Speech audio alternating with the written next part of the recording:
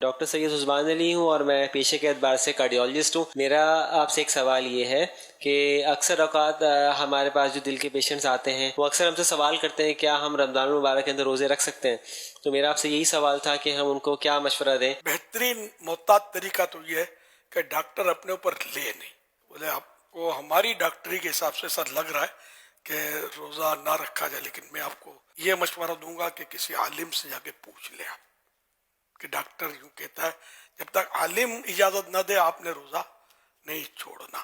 ہاں، ڈاکٹر صاحب اگر واقعی اہل علم ہیں، خوف خدا والے ہیں اور ان کی ڈاکٹری میں واقعی اس کو روزہ نہیں رکھنا چاہیے صحت کے اعتبار سے، اس کے لیے یا تو یہ مریض جو ہے اس کا مرض بڑھ جائے گا یا مرض لمبا ہو جائے گا، دیر میں مریض ٹھیک ہوگا، یا مریض کی عقل چلی جائے گی یا مریض فوت ہو جائے گا.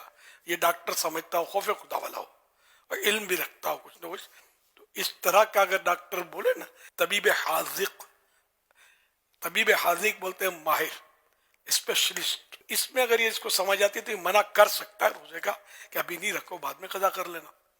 یہ کر سکتے ہیں جبکہ ان کی ڈاکٹری پوری کامل ہو اور ان کی ڈاکٹری ان کی رہنمائی کر رہی ہو کہ واقعی یہ نقصان دہ ہے. اس کے لیے اس کو ٹائم ٹو ٹائم دوا دن میں بھی پینی ہوگی، ٹائم ٹو ٹائم فلاں غذا لینی ہوگی، پانی پینا ہوگا وغیرہ وغیرہ.